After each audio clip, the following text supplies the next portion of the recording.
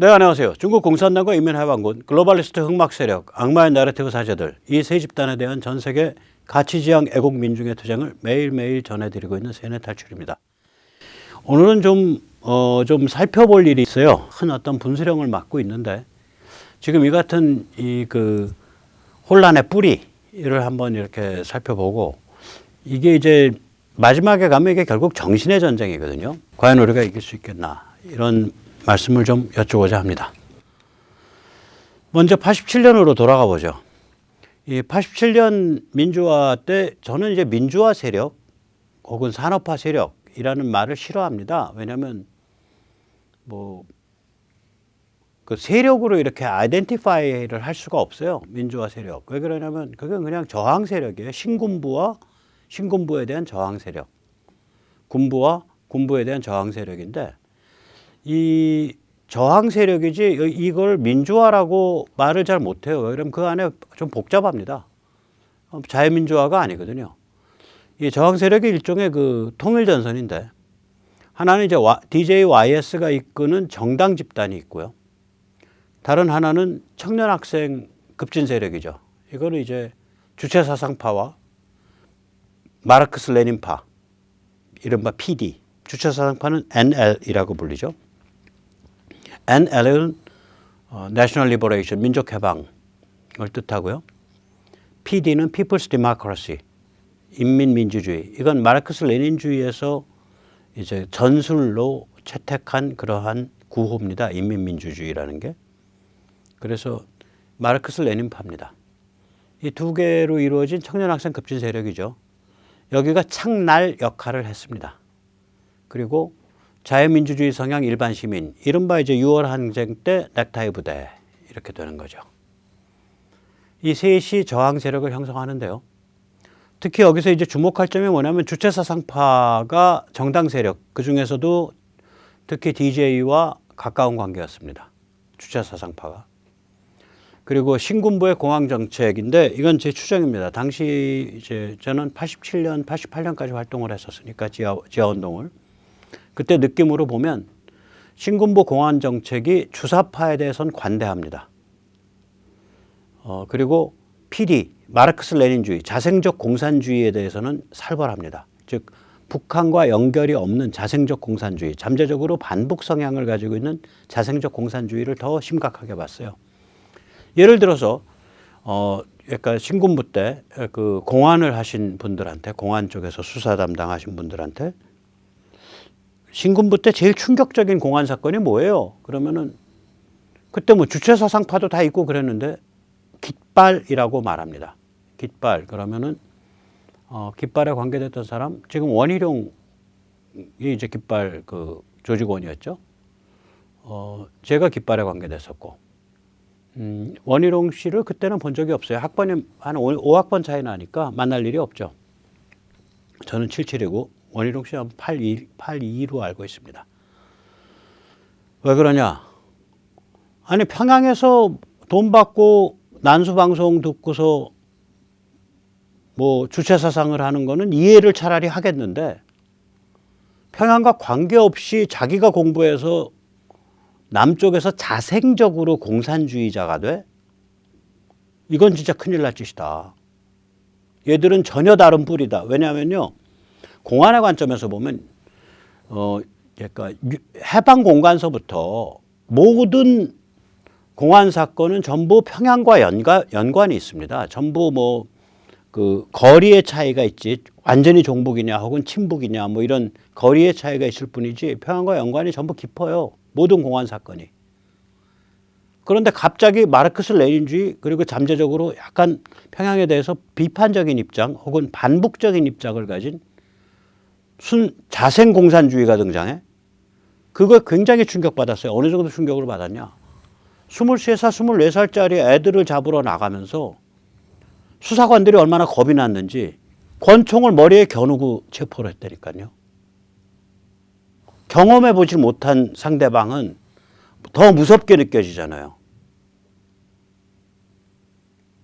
즉 이 PD, 마르크스 레닌주의, 저거에 대해서 저게 이제 전면적으로 등장한 게 85년대 깃발 사건이거든요. 그거를 신군부 최대의 공안 사건으로 칩니다. 의외로 그 뭐 평양에 뭐 간첩 이런 거가 아니라, 왜냐하면 저건 전혀 다른 유전자를 갖고 있다 이거죠. 그래서 이 마르크스 레닌주의에 대해서 굉장히 살벌하게 단속을 했어요. 주사에 대해서는 오히려 관대했습니다. 아마 주사에 대해서 관대했던 이유는 이제 신군부 입장에서는 동구와 소련이 굉장히 위기에 와 있다는 걸 알았을 거예요. 86년, 7년쯤 되면. 특히. 그러니까 이 동구 소련이 저게 붕괴해 가고 있는데, 저게 붕괴하면 주사파는 어차피 평양이랑 연관돼 있고 평양은 동구 소련이랑 연관돼 있으니까 주사파는 동구 소련 공산권이 붕괴하면 오히려 쉽게 해결된다. 근데 이게 자생적 공산주의자, 얘들은 자생성이 있기 때문에 변형해서 또 문제를 일으킬 거다. 이렇게 판단을 했던 걸로 저는 추정을 합니다. 그럼 제가 그 당시에, 그러니까 이 체감 온도로 보면 주사파는 왜 안 잡아가지? 왜 덜 잡아가지? 저거 완전 간첩인데. 간첩 애들은 널널하게 봐줘요. 그러면서 이 자생적 공산주의에 대해서는 굉장히 살벌하게 물고 들어왔다고요. 예를 들면 저것도 그거 아니에요. 박종철 고문치사 사건. 그거 PD 쪽이거든요. 재헌회. 박종훈인가 하는 친구를 잡으려고 그 박종훈의 친구인 박종철을 쪼다가 그 사건이 터진 거거든요. 그러니까 굉장히 살벌했었어요. 자, 그래서 이제 87년 6월 항쟁이 일어났단 말이에요. 그래가지고 이제 87 헌법이 이제 저게 10월 달에 국민투표가 붙는데, 저건 위대한 타협입니다. 저거 제가 엊그저께 말씀드리면서 저거 위대한 타협입니다라고 말씀을 드렸죠. 그 오상종 자유대한호국단 단장하고 말할 때 그런 얘기를 했는데, 이 개헌 직전의 지평을 보면 신군부는 의원내각제 내지는 의원집정부제를 추진했습니다. 잠깐만, 지금 조선일보가 저걸 추진하는 거 아니야? 조선일보가 전두환 닮았네. 그렇게 비판해도 됩니다. 혹은 야, 지금 여의도에 있는 여야 국회의원들 중에 의원내각제, 의원집정부제 얘기하는 사람들, 저게 그 수두룩하네, 저거 다 전두환 꼬붕이네, 그렇게 얘기해도 됩니다.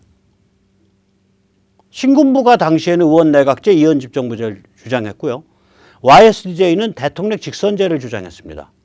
그리고 대통령 직선제에 대해서 자유민주주의 성향 시민들이 지지했습니다. 저는 대통령 중심제가 좋다고 생각을 합니다. 왜냐하면 이 일본에서도 보이듯이 국회의원은 호족이 돼요. 세습화되고 혹은 호족이고.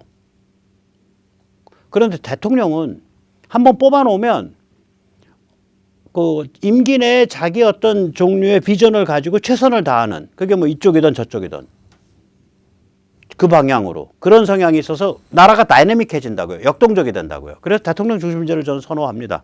미국이 채택한 대통령 중심제를. 특별히 뭐 다른 역사적 배경이 없는 한 대통령 중심제로 가는 게 맞다. 일본은 이제 역사적 배경이 있죠. 일본은 이게 그 지방 분권 체제가 굉장히 깊게 발달해 있었기 때문에 그 지방 분권이 곧바로 국회의원으로 표현이 되는 거죠. 그래서 그 국회의원들 간의 거래에 의해서 국정이 돌아가는. 영국도 같습니다. 영국 나중에 좀 더 말씀드리겠지만 귀족이 왕을 꺾었거든요. 귀족연합체가. 그게 1688년 명예혁명의 본질입니다. 귀족연합체가 왕을 무릎을 꿇린 사건입니다. 귀족연합체의 쿠데타입니다. 귀족들이 의원이 돼서, 그때 의회라는 건 귀족들이 의원이니까 거래를 하는 거죠. 다시 말하자면 의원 내각제는 신분제 사회에 뿌리를 둔 겁니다. 대통령 중심제는 순수 공화정입니다. 그래서 저는 대통령 중심제, 대통령 직선제가 맞다라고 생각을 합니다. 그럼에도 불구하고 대통령을 제왕적이라고 비판을 하면서 문재인에 대해서는 제왕적이라는 얘기 안 하죠. 가만히 있다가 또 저기 윤석열 나오니까 또 제왕적 얘기하면서 너 그 의원 내각제 개헌할래라고 계속 물었잖아요. 제가 윤석열과 최재형 두 후보에 대해서 고맙게 생각하는 거는 그거 안 한다. 한마디로 잘라버린 거예요. 그러니까 조중동이 토라진 거예요. 특히 조선일보가. 좌우 기득권 카르텔을 만들어가지고 꽃노래패 하려는 작자들이거든요. 이 자들이. 조선일보, 중앙일보가 특히. 두 개가. 그러니까 대통령 후보 나오는 사람이 나 그거 의원 내각제 할 생각 없어. 라 그러면은 이 좌우 기득권 카르텔, 여의도 좌우 기득권 카르텔을 만들려는 이 음모 세력 입장에서는 굉장히 말하자면 마음에 안 드는 정치인이 되는 거죠.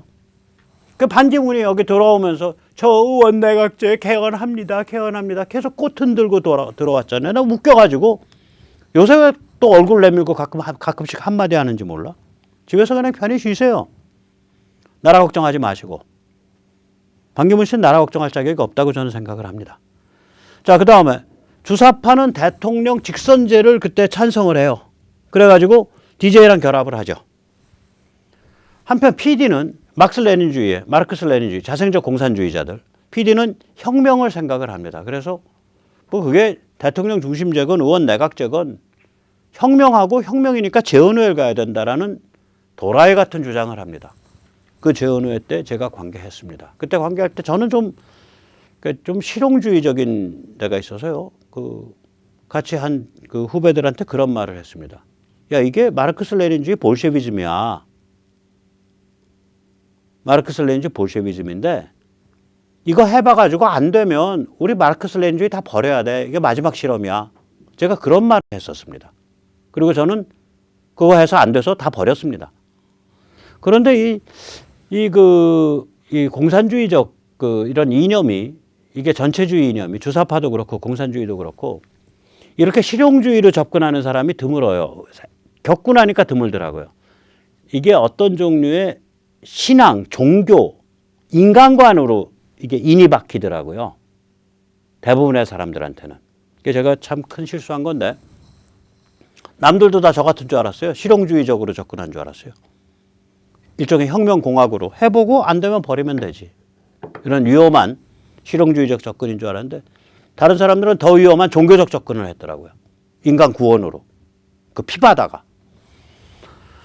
자, 그래서 이제 87년에 저렇게 셋이 입장이 다 다른데 저 PD 저기 재헌회 저거 약간 도라이성이고 저거 빼고 나면 결국 대통령 직선제냐 의원 내각제냐 가지고 대립을 한 거예요. 이현직 정부 내지 의원 내각제냐. 대립을 하다가 위대한 타협이 일어나죠. 그래서 대통령 직선제인데 의회가 대통령 견제 권한이 굉장히 강화된. 다시 말합니다. 87년 헌법체제요. 절대로 제왕적 대통령 아닙니다.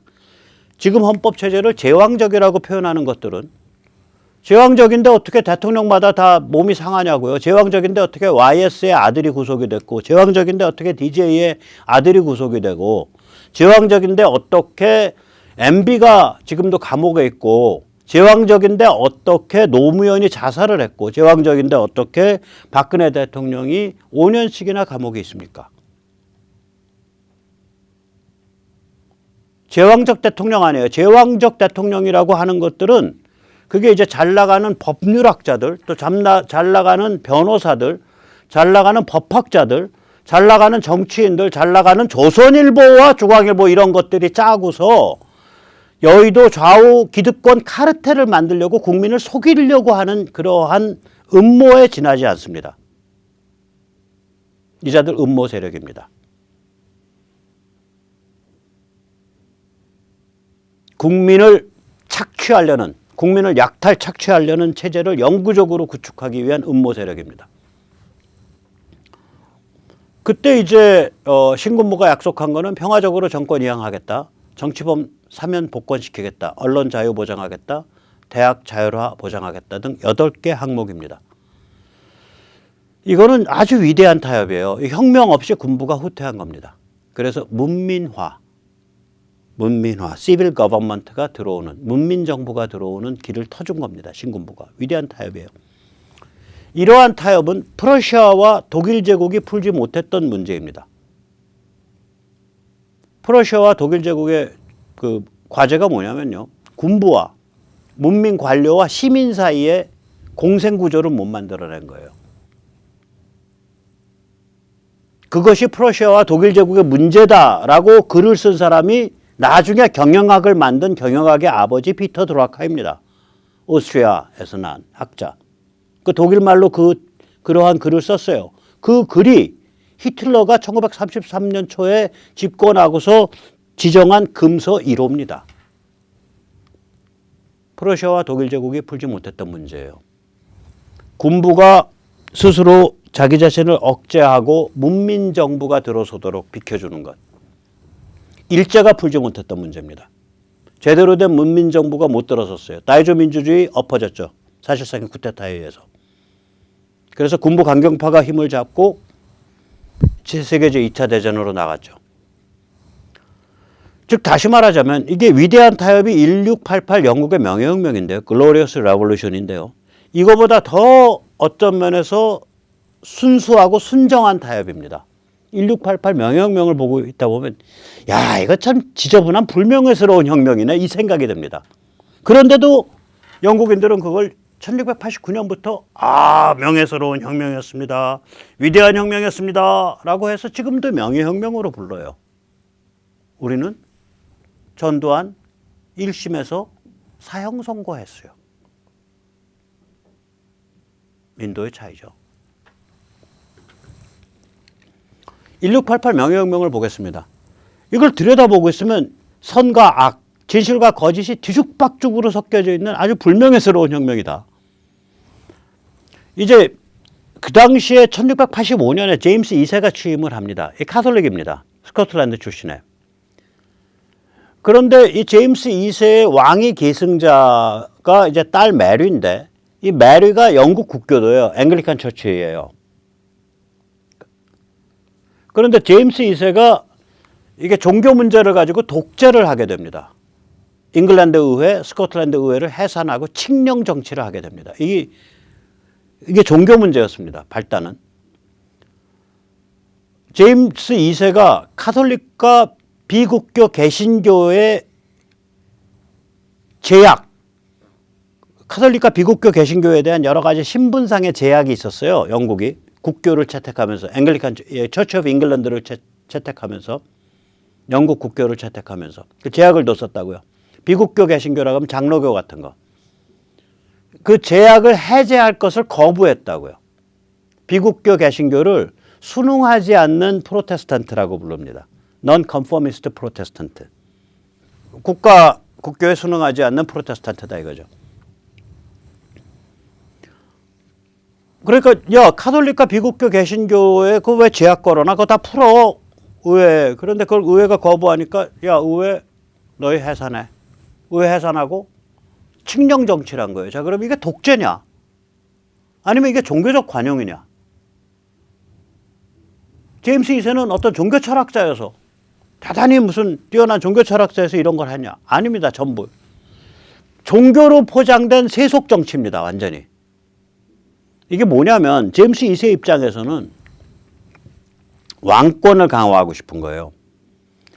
영국이 저거 이래로 마그나 카르타 이래로 의회 귀족 연합체가 왕권하고 이렇게 힘겨루기를 해온 그런 시스템이거든요. 영국이 왕권을 강화하고 싶은 거라 제임스 2세가 왕권을 강화하고 싶으려니까 귀족들이 다 보니까 전부 영국 국교로 모여 있거든. 오케이? 영국 국교를 약화시키면 왕권을 강화할 수 있겠거든. 영국 국교를 약화시키려니까 비국교 개신교랑 카톨릭을 띄워주고 싶은 거예요. 무슨 대단한 종교 철학적인 게 아니라 그러니까 종교를 빌은 왕권과 귀족 연합체 사이의 갈등인데 이게 종교를 빌어서 나타난 거예요. 그 당시는. 이게 1688년 6월에 왕자가 탄생을 했어요. 자, 그럼 딸 메리가 왕위 계승 지위가 위협을 받은 거예요. 근데 저게 이제 두 번째 왕비에서, 새 왕비에서 탄생을 했어요. 몇 번째는지 모르겠고. 근데 새 왕비가 카톨릭이에요. 그러면 왕자도 아버지도 카톨릭, 왕비도 카톨릭이니까 왕자도 카톨릭 되는 거 아니에요. 그러니까 야, 다음에 카톨릭 국왕 들어오네. 그래가지고 바짝 긴장한 거예요. 이제 귀족연합체가. 귀족연합체들은 다 영국 국교회로 가 있거든. 그런 와중에 제임스 2세가 영국 국교의 모든 주교들한테 뭐라고 강요를 했냐.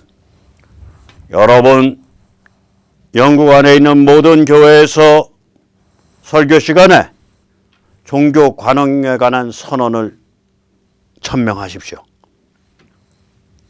Declaration of Indulgence. 다른 표현하면 양심선언이라고 말합니다. Declaration of Conscience. 멋있어. 자기의 종교적 신념에 따라서, 자기의 그 성향에 따라서 가톨릭도 될 수 있고, 비국교 개신교도 될 수 있고, 영국 국교도 될 수 있다. 우리 차별하지 말자. 이거를 영국 국교 주교들더러 니들 교회에서 설교 시간에 다 낭독해라 이거요. 그래서 7명의 주교가 저걸 거부했어요. 그 체포를 했어. 그 여름에. 그 폭동이 났어. 그 석방을 했어요. 자, 이쯤 되면 이제 정치 위기가 극에 달한 거죠. 영국 귀족들이 딱 모여서 음모를 짠 거예요. 딱 보니까 이 의회 구성자들이죠. 딱 보니까 저 국왕 날려버려야겠거든. 그 보니까 이 메리는 국교회야. 그리고 영국 국교회. 메리 남편은 윌리엄 공인데 저 사람이 네덜란드의 지배자예요. 그러니까 네덜란드에 살고 있는 거예요. 지금 메리와 윌리엄은. 메리와 윌리엄한테 연락을 한 거예요. 야, 군대 끌고 들어와. 우리가 협조해 줄 테니까 왕권 장악해. 아무래도 저 메리 아버지, 야, 당신 장인 말이야. 지금 안 되겠어. 맛이 갔어. 그래갖고 딸과 사이가 아버지에 대해서, 제임스 2세에 대해서 반란을 일으킨 거예요. 쿠데타를. 그 쿠데타를 누가 연출해 줬냐? 영국 귀족들이 연출해 준 거예요. 한편 윌리엄의 입장에서는 그 당시에 프랑스가, 그게 이제 그 유명한 태양왕 루이 14세 때입니다. 프랑스 힘이 그냥 극도로 달할 때예요. 그 프랑스가 이제 다 그냥 그 스페인이고 뭐고 다 밀어버리고 이제 다 이제 절대적인 지위를 얻으려고 하니까 이 유럽사는요 전부 밸런스 오브 파워입니다. 그러니까 미국이나 유럽 사람들 이렇게 보면서 저 사람들 무슨 게임 하고 있지 그러면은 이 밸런스 오브 파워입니다. 옳고 그름의 문제가 아니고 특히 현실 정치에서는 쟤 키워서 얘 견제한다. 이거예요. 밸런스 오브 파워가 깨지는 것을 제일 두려워해요. 그래서 왕위 계승 전쟁 같은 거 보면 분명히 혈통은 이 사람한테 가야 돼. 그게 이제 스페인 왕위 계승 전쟁, 저 9년 전쟁 이후에 벌어진 거거든요. 혈통은 이 사람한테 가야 되는데 이 사람한테 가면 유럽의 밸런스 오브 파워가 깨져. 그러니까 이제 권력 균형이 깨지는 거예요. 여기 안 주는 거예요. 여기 안 주고 밸런스 오브 파워가 유지될 수 있게 이상한 개족보 혈통한테 왕위를 줘버려요. 다른 나라들이 간섭해서. 아주 복잡한 게임이에요. 저 유럽 게임이. 근데 이제 윌리엄 공 입장에서는 지금 유럽의 밸런스 파워 때문에 프랑스랑 대판 전쟁 붙게 생겼거든. 프랑스랑 전쟁 붙으면 네덜란드는 프랑스 바로 옆에 있잖아요. 그러니까 네덜란드만 가지고 싸우려니까 물론 그때 프랑스 빼고 나머지가 다 연합했습니다. 결국은.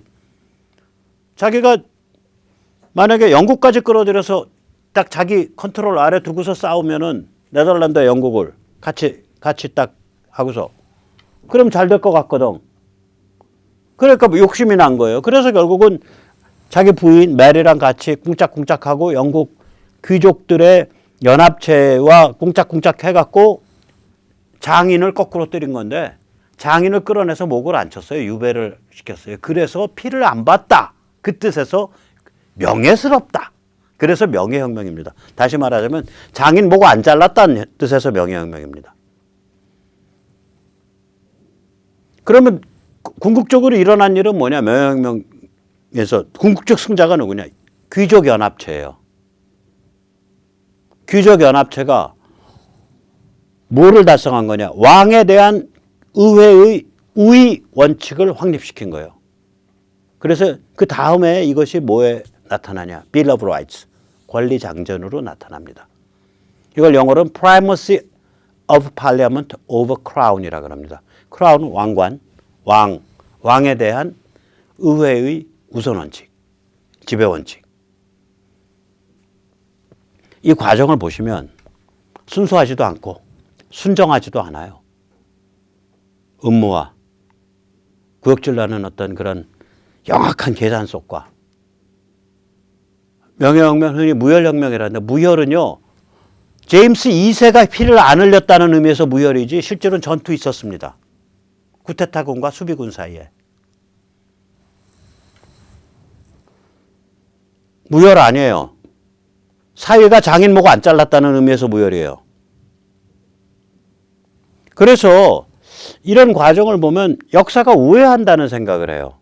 이 탐욕, 야망, 계산 속 이런 걸 통해서 역사가 꼬불탕꼬불탕 가요. 근데 그 안에 어떤 종류의 가치와 원칙이 군데군데 보석과 같이 박혀 있는 거예요. 그걸 박아낼 수 있냐 없냐. 못 박아내면 그냥 꾸불꾸불해서 뿅 하고서 시들어 버리는 거고, 그걸 박으면 꾸불텅거리면서 그 지표, 보석과 같이 빛나는 지표를 마치 우리가 스키 대회전처럼 꾸불탕거리지만 결국 기문을 통과하잖아요. 그 깃발을 중심으로 꾸불탕거리게 된다고요. 우리가 그런 관점에서 역사를 좀 볼 필요가 있습니다. 그래서 역사라는 건 결국 인간이 세대가 나고 살고 죽고 나고 살고 죽고 나고 살고 죽고 하면서 이어지는 그 생명의 흐름이 역사죠. 저는 그렇게 보는데 이거 우회합니다. 여기서 이제 잠깐 삼천포로 빠져서 약간 문학적 혹은 철학적 말씀을 드리겠습니다. 여기에 이제 사랑과 경멸의 문제가 나옵니다. 이게 이제 선과 악, 아까 우리가 명예혁명에서도 보듯이, 아니 겉으로만 보면 제임스 2세 굉장히 진보적인 종교 철학을 가지고 있었네. 카톨릭과 비국교 개신교에 대한 탄압을 중지하라. 당연한 거 아니야? 그 사람들도 신앙 존중해야 되는 거 아니야? 양심 존중해야 되는 거 아니야? 관용해줘야 되는 거 아니야? 그래서 그거 좀 영국 국교 주교들한테 좀 그거를 영국에 있는 모든 국교 교회에서 낭독하게 했는데 이것들이 말을 안 들어? 그래서 좀 체포할 수 있는 거 아니야? 또 그에 앞서서 의회한테 그거 카톨릭과 비국교 개신교에 대한 그 신분 제약이라든지 기타 등등 그 불리한 법 싹 뜯어 고치라고 했는데 말 안 들어? 그럼 의회 해산하고서 왕이 좀 독주할 수 있는 거 아니야? 제임스 2세에 대해서 그렇게 변호할 수 있어요. 요새 감각으로 보면 선과 악, 진실과 거짓이 뒤죽박죽으로 섞여 있는 거예요. 만약에 근데 그 와중에 틴데일이나 버크 같은 사람이 없었다면 지표가 안 놓이는 거죠. 그냥 뒤죽박죽으로 해서 그냥 골로 가는 거예요. 그러면서 만동필절이 아니라 만절필동이 아니라 만절필멸로 가는 겁니다. 그 지표가 안 놓이면. 지표가 없으면 만 번 꺾여갖고 멸망으로 가는 거예요. 쇠락으로. 지표가 놓이면, 제대로 된 지표가 나오면 그 지표가 기문이 돼서 그걸 중심으로 해서 번영의 길로 가는 거예요. 그 지표는 누가 놓냐? 잘 나가는 사람이 놓는 게 아니에요. 왕이 놓는 거 아니에요. 선지자, 철학자, 통찰자가 놓는 거예요. 창조자가 놓는 거예요. 예를 들어 틴데일. 헨리 8세가 영국 국교를 만들었을 때 구체적인 이유는 딱 둘이에요. 카톨릭 깨부셔갖고 왕실 권한 강화한다. 카톨릭 깨부셔서 지금 마누라 이혼해서 목 잘라 죽이고 새 마누라 얻는다. 이쁜 마누라. 그래서 영국 국교로 간 거예요. 헨리 8세가. 근데 그렇게 영국의 개신교가 필요하다. 그러니까 카톨릭을 깨버려야 된다라고 설계도를 누가 그렸냐? 틴데일이 그렸어요. 그의 선행에서. 그럼 틴데일은 헨리 8세 아래서 크게 출세했냐? 아니에요. 헨리 8세가 틴데일 설계도 훔쳤잖아. 설계도 훔친 놈이 하는 짓이 뭐예요? 설계도 그린 놈을 유배시키는 거지. 그 틴데일은 영국에 못 들어왔어요. 네덜란드에서 살았어. 네덜란드에서 살다가 바로 국경 넘어서 벨기에 가서 무슨 집회인가 무슨 모임에 나갔다가 붙잡혀갖고 벨기에에서 카톨릭들한테 붙잡혀서 거기서 화형발동해서 불타 죽었어요. 불타 죽으면서 마지막 한 말이 하나님 아버지 왕의 눈을 뜨게 해 주시옵소서. 화역말뚝에서 부르짖은 얘기가. 그 틴데일이 그 성경 번역하던 그 초고가 나중에 더 완숙해서 더 발전해서 확대돼 나와서 그게 그 유명한 킹 제임스 성경입니다. 킹 제임스 버전, KJV 성경입니다. 또 버크, 에드먼드 버크. 저 사람 정치가로서는 그렇게 크게 성공한 사람 아니에요.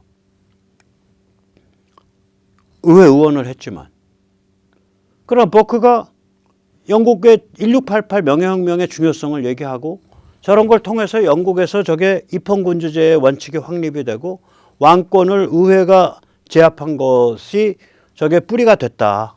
저 배경이 뭐든 간에 결국 그 일이 벌어져서 그 다음에 영국이 점차 안정되게 이렇게 발전해 왔다. 그런데 갑자기 무슨 놈의 프랑스식 단두대 놓는 혁명 얘기하냐. 꿈 깨.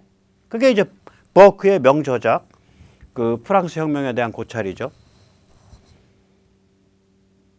그 이른바 보수주의 정치 철학의 아버지 에드먼드 버크. 버크가 이렇게 해석을 해주고 그 사상에 물기를 튼 거예요.